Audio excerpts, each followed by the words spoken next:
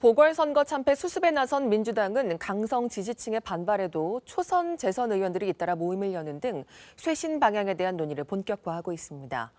국민의힘은 차기 지도부 선출과 국민의당과의 통합 문제를 놓고 고심을 거듭하고 있습니다. 보도에 계현우 기자입니다. 더불어민주당 비대위를 맡은 도종환 비대위원장은 선거 패배 책임은 당내 모두에게 있다며 당 쇄신안은 충분한 소통과 의견 수렴이 있어야 한다고 밝혔습니다. 지난 주말 사이 초선 의원들과 강성 지지층 사이 충돌 조짐이 보이자 당이 분열해선 안 된다며 수습에 나선 것으로 보입니다. 쇄신에 앞장선 초선, 재선 의원들을 언급하면서 수렁에서 빠져나오기 위한 움직임이 활발히 일어나고 있다고도 했습니다. 강성 지지층의 반발에도 조국 사태 자성에 대한 목소리는 이어지고 있습니다.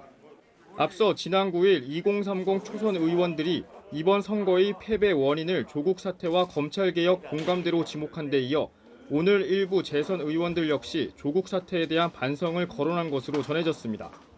차기 당대표 주자이자 이른바 친문 핵심 홍영표 의원은 라디오에 출연해 조국 전 장관 입시 비리 문제에 대해 국민 눈높이에서 공감하지 못했다며 성찰하기도 했습니다. 한편 오는 16일로 예정된 민주당 차기 원내대표 선거는 앙규백 의원의 불출마 선언으로 4선의 윤호중 의원, 3선의 박안주 의원 2파전으로 가닥 잡혔습니다. 국민의힘은 송원석 의원의 당직자 폭행 논란에 대해 대단히 죄송하다며 거듭 몸을 낮췄습니다. 주호영 당대표 권한대행은 당의 변화 쇄신 노력에 찬물을 끼얹는 일이 벌어졌다며 이같이 밝혔습니다. 원칙에 맞게 처리할 수밖에 없어 윤리위의 회부에 절차를 밟도록 했다며 당내 언행 주의령을 내렸습니다. 국민의힘 재선 의원들은 오늘 오후 새 지도부 선출 문제를 논의합니다.